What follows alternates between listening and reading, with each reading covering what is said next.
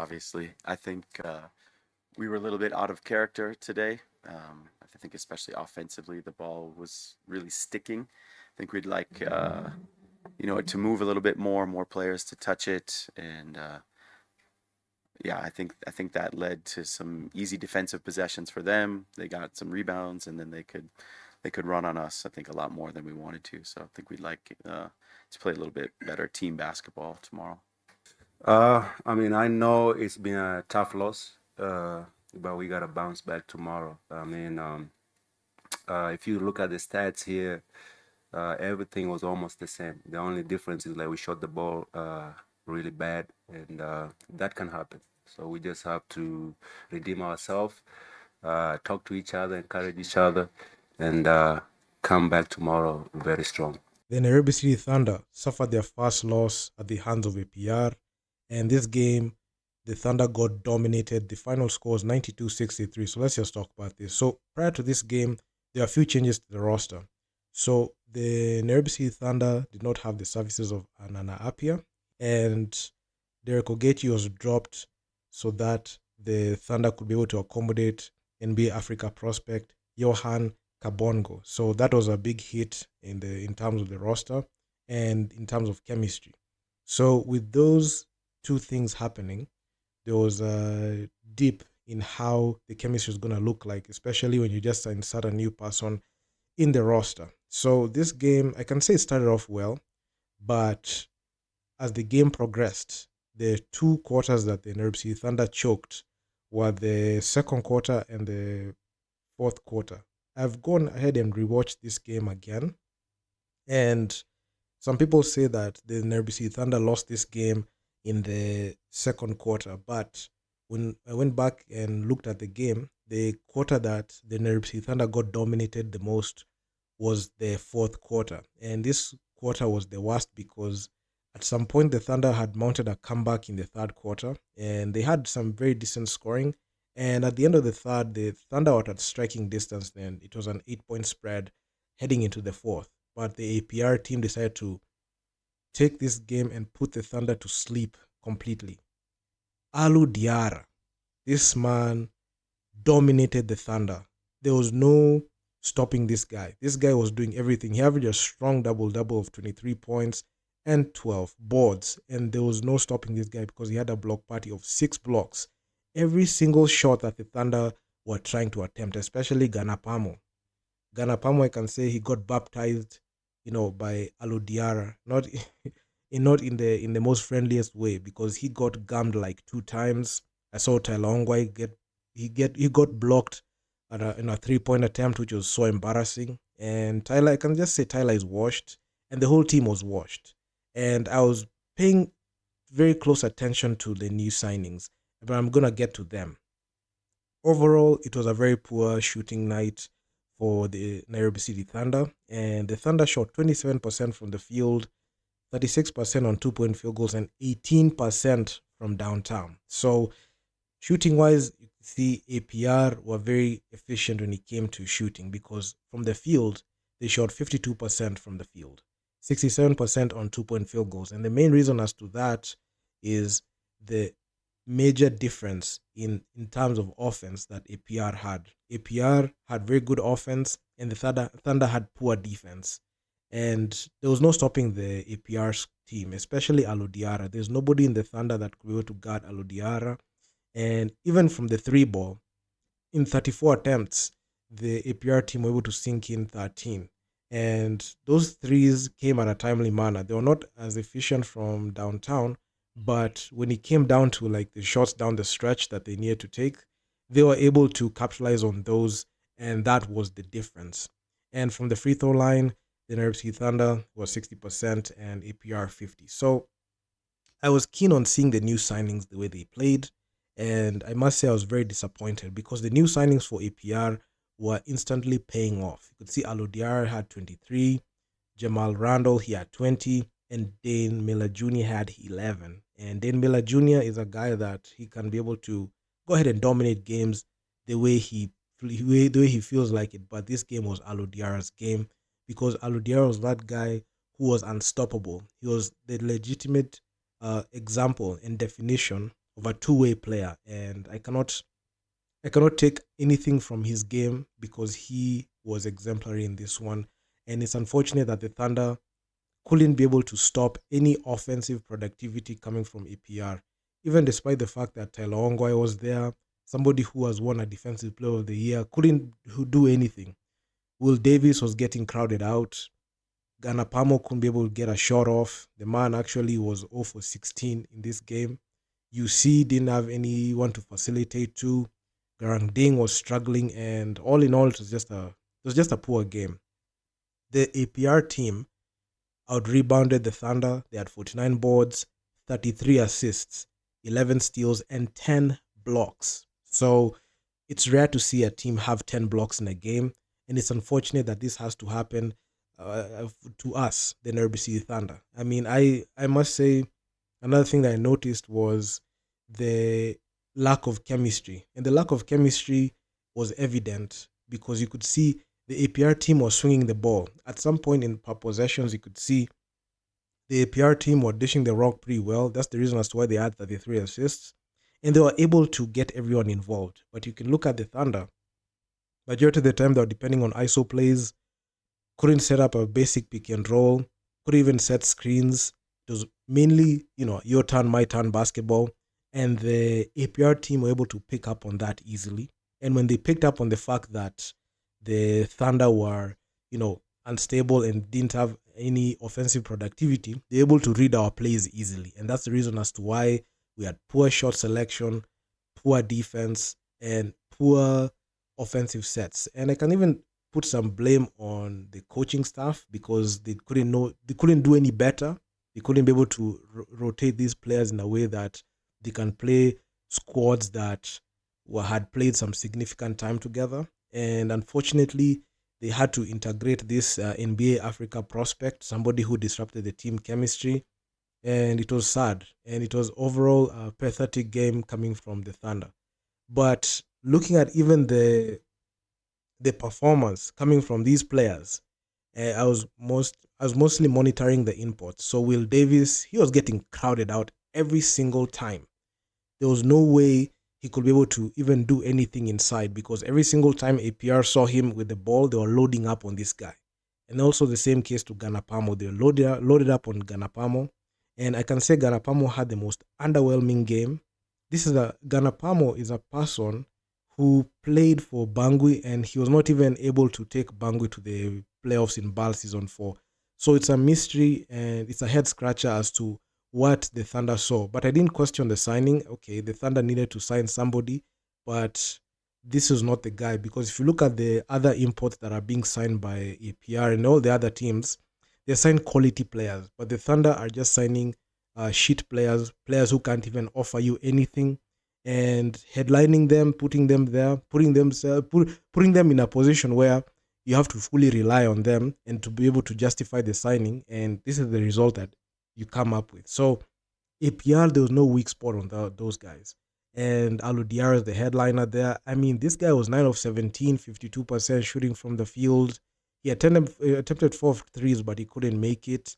And man, this guy, he had 4 assists, 2 steals, 6 blocks, and he was a plus 17. So he was the most important piece for this APR team.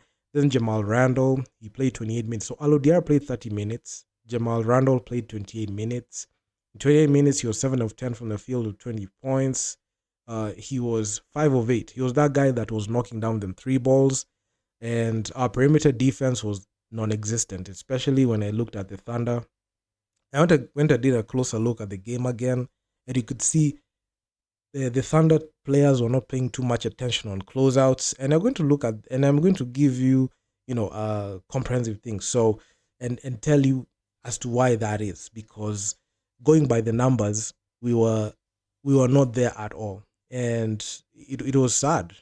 I was expecting, Yusuf Endoy to be able to be that guy who's going to give us problems, but that wasn't the case. It was Alou Diarra's turn this time, and he dominated. And I think people are not understanding who Alou Diarra is. And Alou Diarra is a player that I saw him come to the spotlight in BAL Season 3 when he played for Stade Malien. He was dominant, and he led Stade Malien to the best record in the Sahara Conference at the time.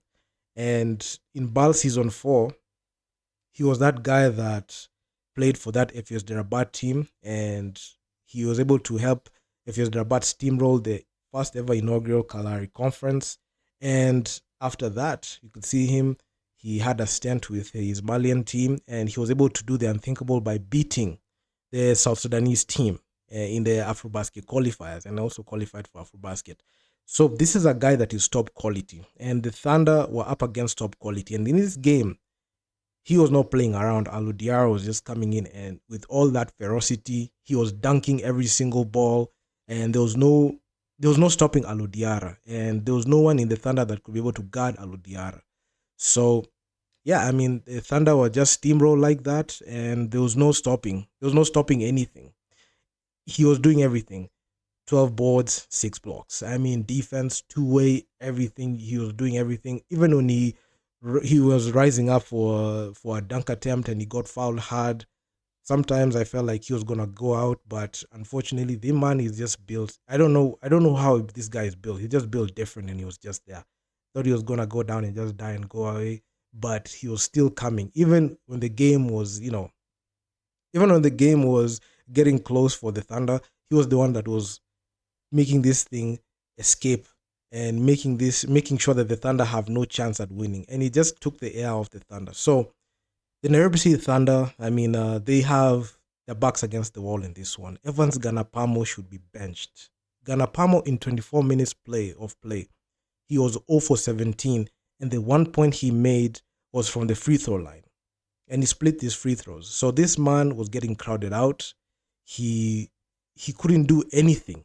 He was out in this one. And it's unfortunate that the Thunder thought that this guy giving him 24 minutes will help them. And Brad Ibbs, I can say, the coaching staff was just way off. I don't know with the logic and the thinking of putting an Evans Ganapamo this long in the game. And he put out a stinker for us. UC was trying. I can say in 26 minutes of play, he had 7 points. He was 2 of 11. He was 18% from the field.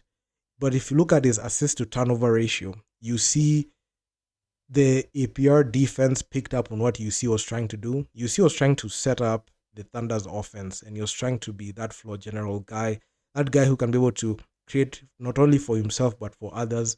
But APR caught on to this very fast, and they're making sure that every single time he's trying to do anything, they just crowded him out as well. And he had 5 turnovers and 4 assists, so and also 5 rebounds. So he didn't have a good game, and he ended up overexerting himself.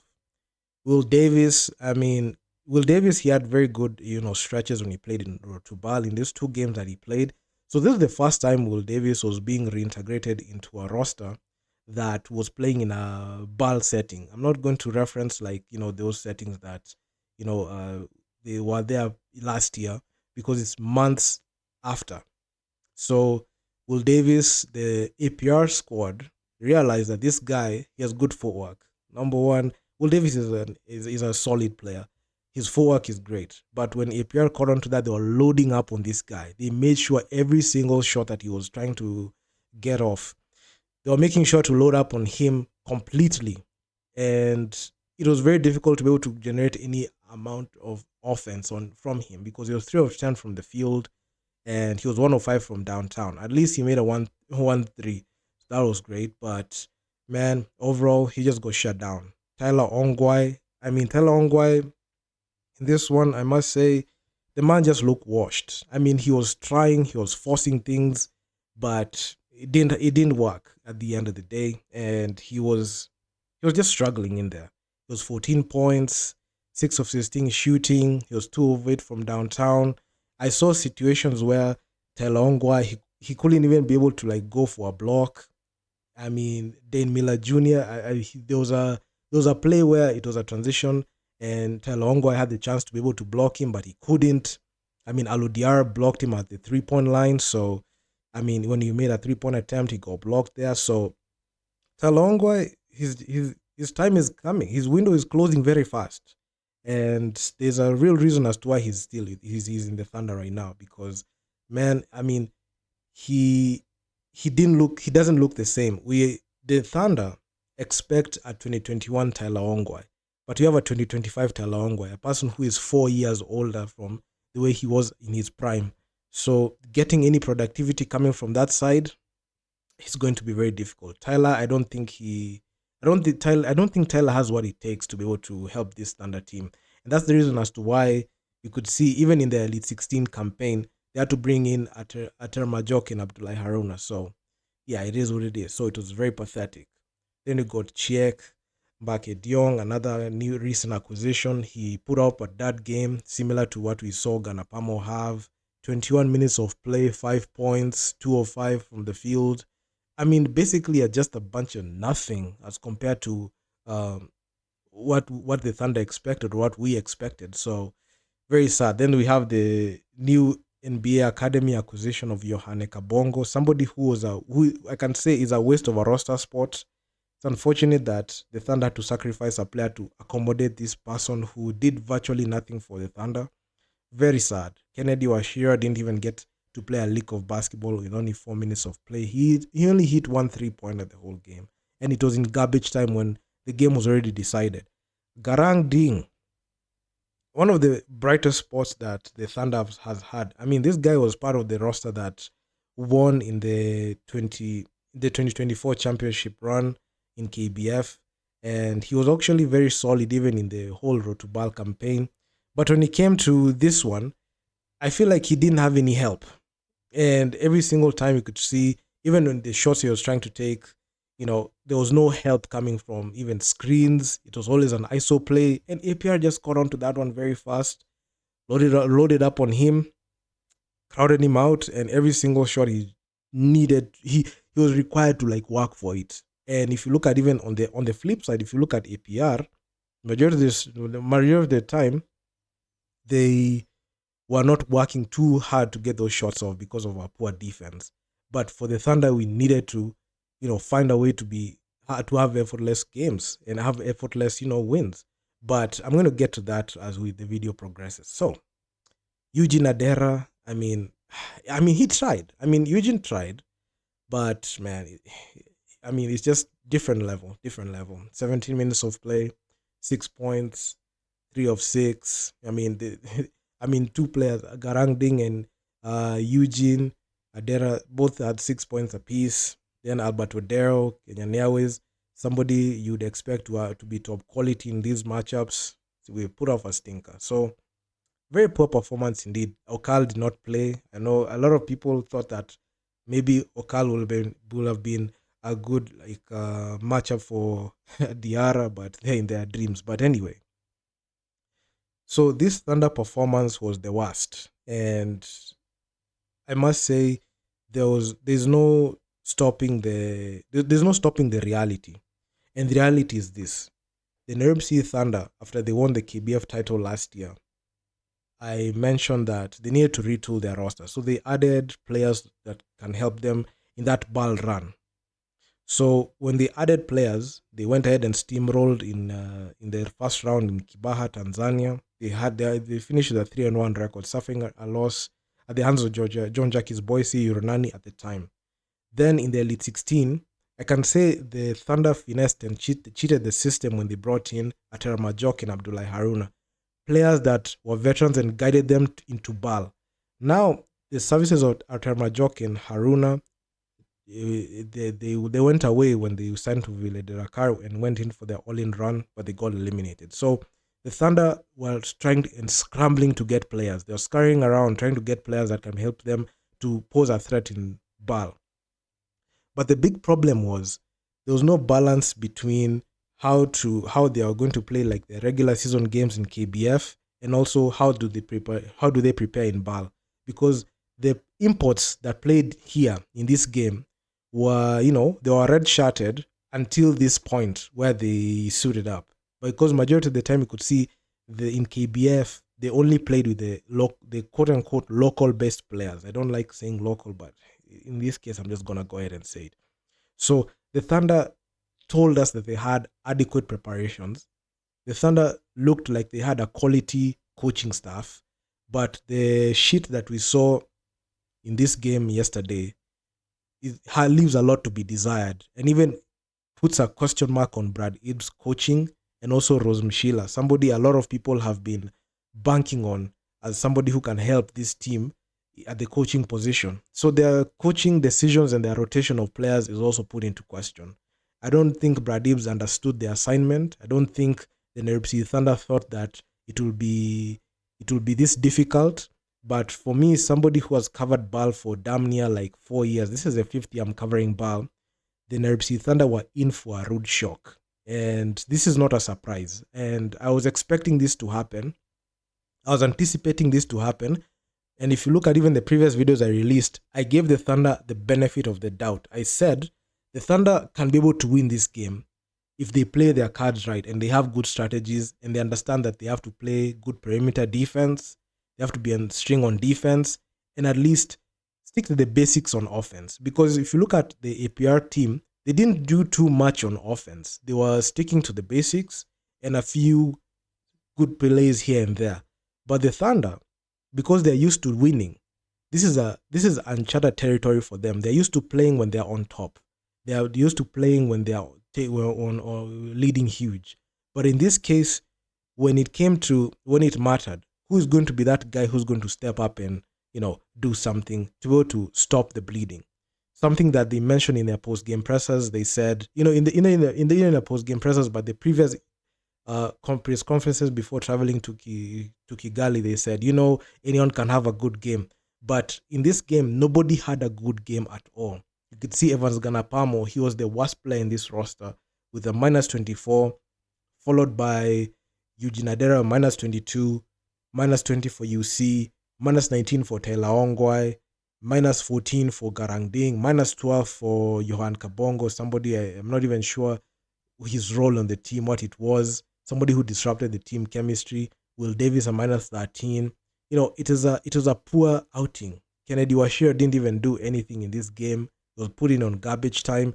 So it's very unfortunate that the Thunder, because of their used to winning, it clouded their judgment and they thought that Thunder can be able to dominate in the Nile Conference. And even when the Nile Conference teams were unveiled, you could see there was so much optimism. They were saying, this is easy. We can be able to do it. But one thing that people fail to understand, BAL is a different ball game. We have athletes and from foreign countries converging in that African team and their managements making sure that they have pieces that fit. If you look at even the APR squad, you could see the number of imports that are there. Players who are top quality, players who understand what it takes to win. You could see Yusuf Endoy, Alo Diarra, Jamal Randall. They have Dane Miller Jr., people who have played in, top quality and top level basketball. But if you look at the Thunder, who is Evans Ganapamo, couldn't even lead the Bangui Sporting Club to the BAL season 4. The only time that he was good was he was playing for Cape Town Tigers in BAL season 2. That's the only time he was good. Look at a person like Will Davis. Will Davis, this is uncharted territory. You see, at least he played for SLAC. He understands what it takes. But the problem is the other players don't understand how it is to play in BAL and what it takes and what it means to play in BAL. You could see players getting crowded out every single time. There was no string on offense, no string on defense, no chemistry whatsoever. Because if you even look at our assists to turnover ratio is the worst. In the whole game, the Nairobi Thunder only had 13 assists and 17 turnovers. So that tells you something about team chemistry. A lot of ISO ball, no one was setting screens for everyone else. They just ISO every single time. When a double team is thrown at Ganapamo, what do? Nothing. People are just playing for themselves. And they have to understand that it's team basketball that wins you games. And if you don't understand that team basketball wins you games, you're going to have similar performances as you saw. And the Thunder cheated the system in the Elite 16. They brought in Ater Majok and Abdullahi Haruna, people who guided them to make BAL. Now, they don't have the services of those guys. Now they have to figure it out themselves. Now it's up to Brad Ibbs to teach and be able to coach these players to get to that level. But unfortunately, he doesn't got that. He he doesn't have the ability or capability to coach this team at this level. Yes, KBF works. Beating teams that can't fight back and beating teams and blowing them out, it's fun after the fact. The unbeaten record in KBF means nothing here because you're facing teams that are already champions. APR are defending home court. They missed the playoffs last season. What makes you think they're going to miss the playoffs this season? Al Ahly Tripoli is today. And this game is going to be harder than what we saw yesterday against APR. And also MBB have also retooled. If you look at the game MBB and Al Ahly Tripoli had in the first game of the BAL, you could see the difference in quality. This is not the same MBB team that the Thunder beat last year. And I must say, the delusion that the Nairobi Thunder players and fans have, they need to leave it and drop it. Because this is what's going to make them fail. Because even I've taken my time just to look at the fan reaction to social media. And I've seen that there are so many people who are still overhyping this team. They still believe that this team has an ability to go ahead. I know it's the first game, but the first game tells you everything you need to know. APR, they're going to meet the Thunder again for the second time this week. Then you're going to see the Al Ahly Tripoli and MBB for a second time. Can the Thunder be able to make changes right now quickly? Because from yesterday night and 3:30 p.m. today, Kenyan time, the Thunder will suit up to match up against Al Ahly Tripoli. Have the boys even had rest? Have the boys even figured out a way to win this basketball game? They have serious issues. They have serious chemistry issues, and I don't think a few hours to the game we're going to be able to cut it. Because if you look at the fixtures right now, all the games for the Nairobi Thunder will be the first ones. They'll be the first games of the days. So it's going to be very, very difficult for the Nairobi Thunder to be able to mount any type of offense or any type of, defense that can work. And Brad Ibs is just being outcoached and outplayed. And look at the scoring. In the way the Thunder finished the game, their head just dropped. When APR went on a scoring run like that, they were not able to do anything significant or even mount any type of offense to stop anything. So, man, it's a tough one. It's a tough one. I mean, the next game, Evans Ganapamo should be benched. This is not a player that you can rely on down the stretch. I don't even know why they put him in as a starter.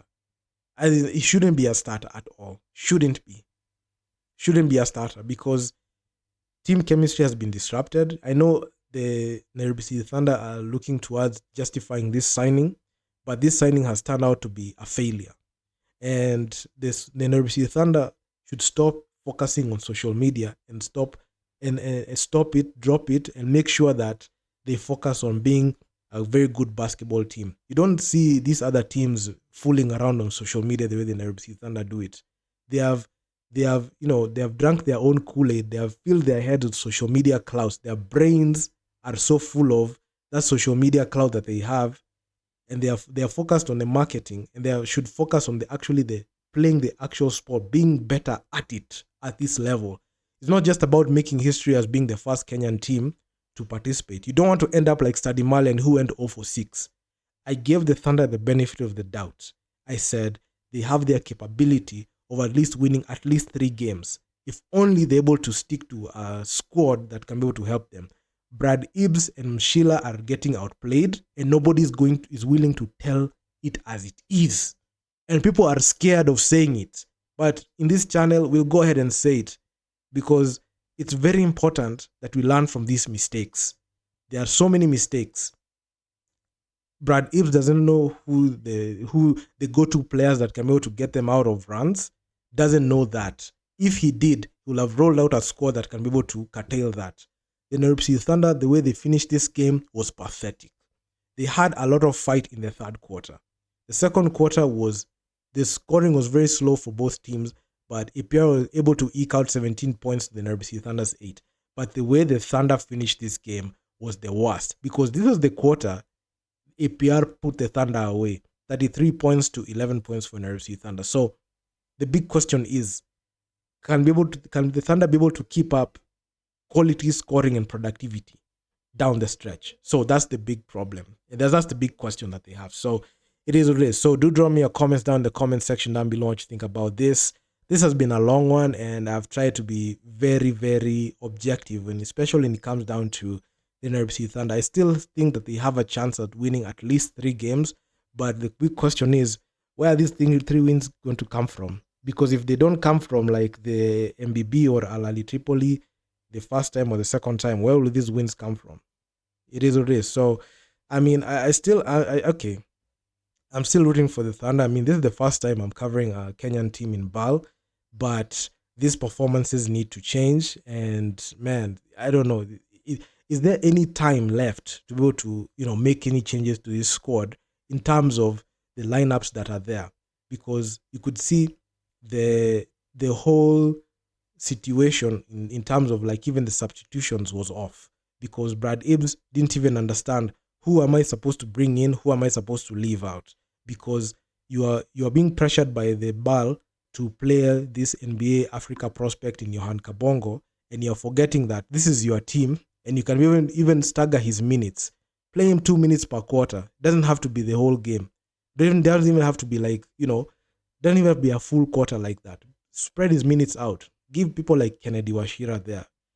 Give Eugene Rain to help you see off the bench. Something like that. I mean, it's sad. I mean, right now it's very pathetic at this point. Okal Karanga didn't even suit up. This game was so high octane to the point where Okal didn't even play, and we saw like how little the Thunder looked, especially even when it came to like second chance points, fighting for boards. We couldn't do anything, and the players on the floor don't even have the urgency, don't even have a fight, desire, and passion to play. And I can say the recent acquisitions don't have the championship identity the Thunder built through the years. And this might be even the downfall of the Thunder if they're not careful. Because if they have a very poor outing in this BAL, what convinces people that even when they win the KBF title and go through Road to BAL, what will convince people that the Thunder have what it takes to go ahead and go and compete in BAL, to lose again? Because this one, we're seeing the Thunder's future real time. Because if they fail in BAL in this week and they try to go ahead and win the title, people already have their judgments on the Nairobi Thunder and their BAL campaign. They have to have a very good record, and this first game, APR exposed them.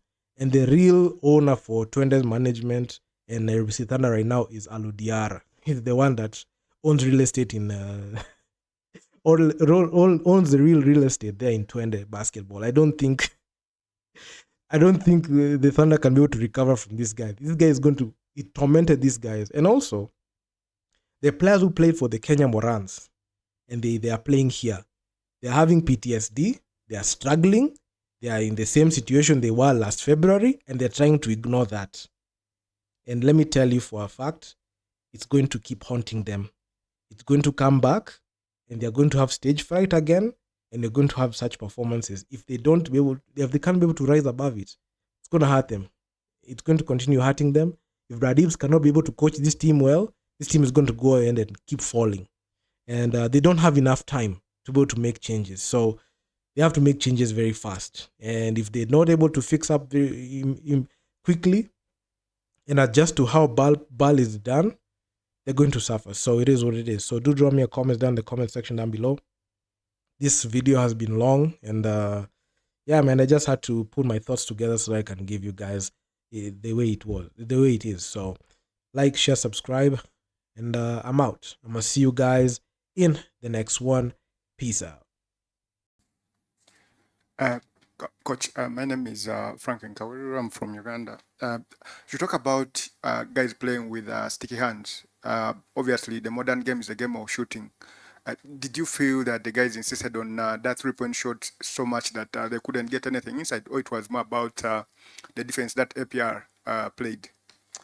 I think early, I think in the first half, I think we actually really liked the shots that we were getting. We had a lot of good looks, 4 good shooters, and we didn't make shots. That happens, right? And I think as the game went on, we got to a lineup in the third quarter that got the game to within 6, maybe even 5. and then there was a couple of big momentum shifting plays. I think if maybe we could have made a couple more plays during that time, I think it becomes a different game in the fourth quarter. But credit to those guys. They didn't let up. They made all the right plays. They made shots. And it was a tough one for us. Question, Leonard.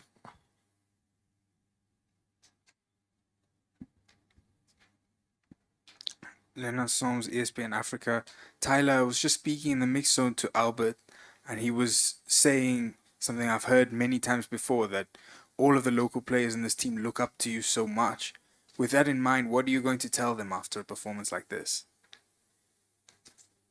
Tyler, please put on the mic. Yes, thank you.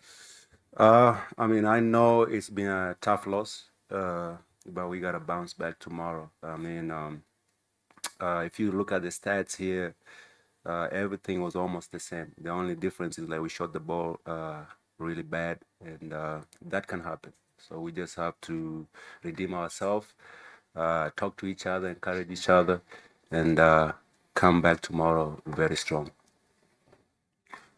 Question, here.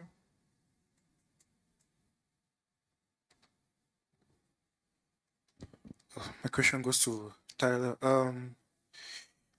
In the first quarter, getting to the end of the first quarter, you guys had the lead, and we saw you guys always communicating at each break, and APR got 4 points and cut the lead to just 1.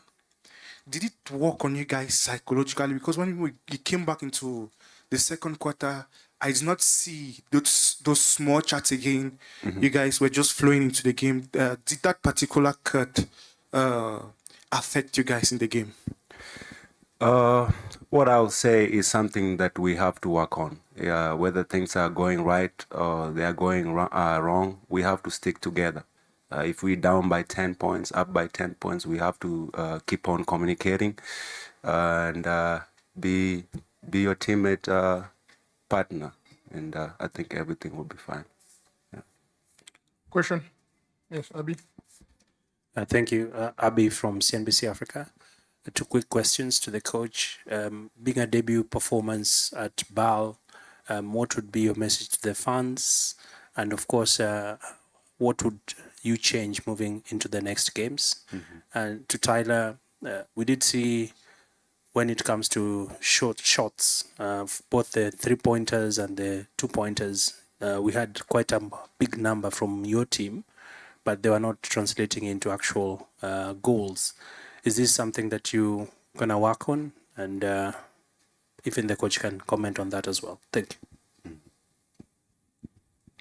Yeah, to our fans, I'd say, like, stay with us. I think you could see for long stretches in this basketball game against a very good team, we were going toe to toe. I think we had a couple of bad stretches. We had some foul trouble issues early that put us in a difficult place. I think this game could have gone differently, and I think as you see for the next 5 games in our tournament, I hope we'll play better. Changes, I think we just we need to keep to our principles. I think we did for long stretches, but then we would also get out of character. And you can't do that against a really good team. You see what they do to you when that happens. About the issue about the shots, we have great shooters on this team. We had great shooters who missed shots tonight. They're going to shoot it tomorrow, and we have full confidence that they'll make shots tomorrow.